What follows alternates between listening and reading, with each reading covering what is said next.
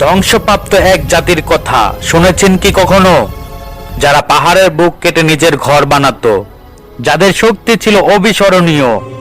তাদের সভ্যতা দেখে মানুষ হতবাক হতো, কিন্তু একদিন সেই শক্তি, সেই অহংকার ধ্বংস ডেকে এনেছিল।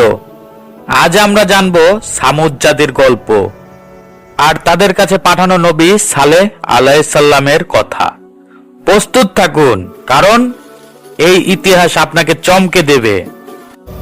আদ জাতির সেই ধ্বংসের পর সামুদ ছিল পৃথিবীর বুকে সবচেয়ে প্রভাবশালী এবং শক্তিশালী সভ্যতা। আল্লাহ তাদের দিয়েছিলেন অকল্পনীয় শারীরিক শক্তি এবং তীক্ষ্ণ মেধা, কিন্তু এই শক্তি একদিন তাদের কাল হয়ে দাঁড়ালো।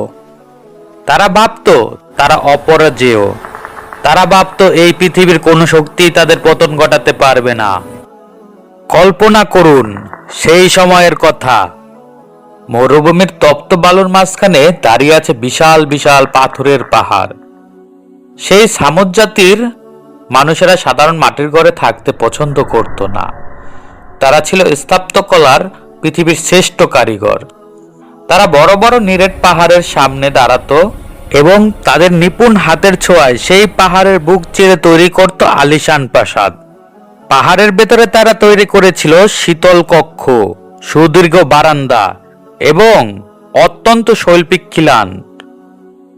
তাদের সেই স্থাপত্যকলা আজকের আধুনিক প্রকৌশলীদের ভাবিয়ে তোলে।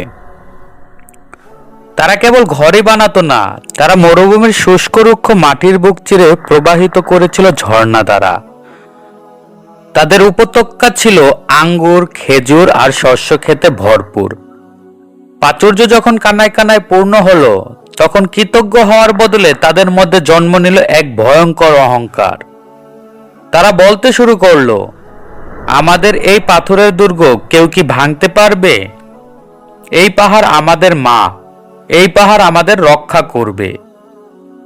ধীরে ধীরে তারা এক আল্লাহকে ভুলে গিয়ে নিজ হাতে গড়া পাথরের মূর্তির সামনে মাথা নত করতে শুরু করলো।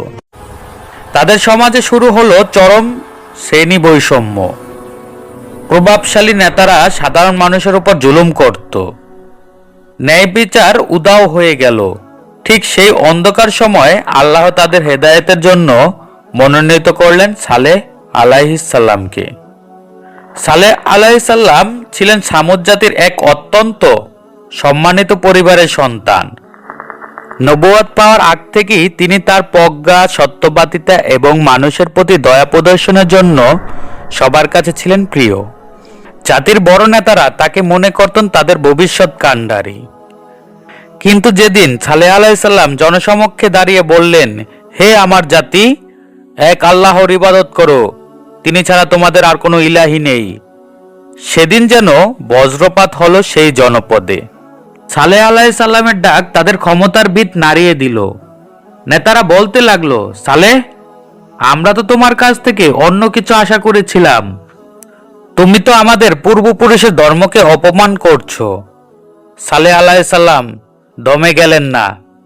তিনি বছরের পর বছর তাদের ধারে ধারে গিয়ে বুঝাতে লাগলেন। তিনি তাদের আল্লাহর নিয়ামতগুলো মনে করিয়ে দিতেন। তিনি বলতেন, এই যে পাহাড়, এই যে সম্পদ, এ সবই আল্লাহর দান। তোমরা কি এই সম্পদের মোহে অন্ধ হয়ে যাবে?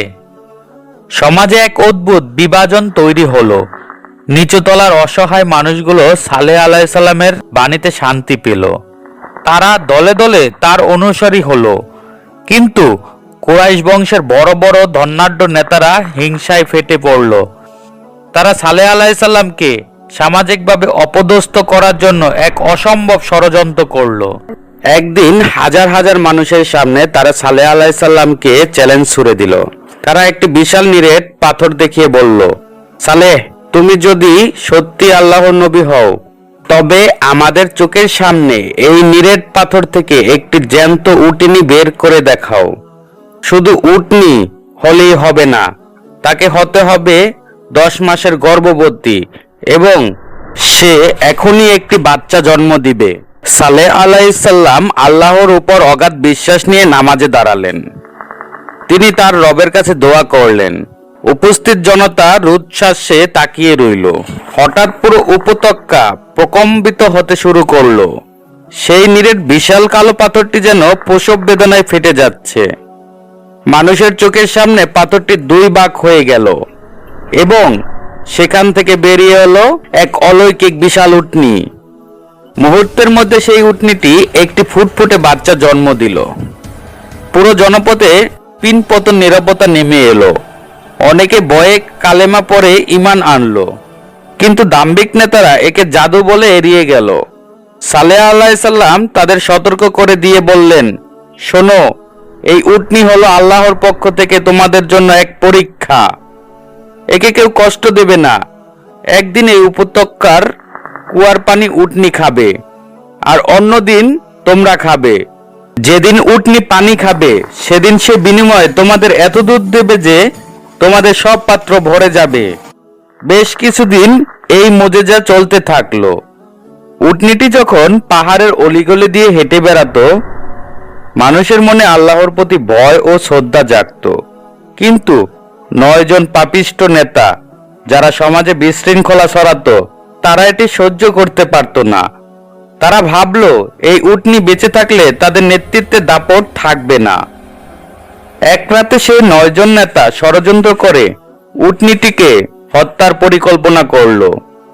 কুদার ইবনে সালিফ নামক এক জঘন্য ব্যক্তি এই পৈশাচিক কাজের দায়িত্ব নিল। যখন উটনীটি পানি পান করছিল, তখন তারা তাকে ঘিরে ধরল। তারা তীরের আঘাতে উটনীটিকে রক্তাক্ত করল এবং কুদার তার তলোয়ার দিয়ে উটনীটির পা কেটে ফেলল।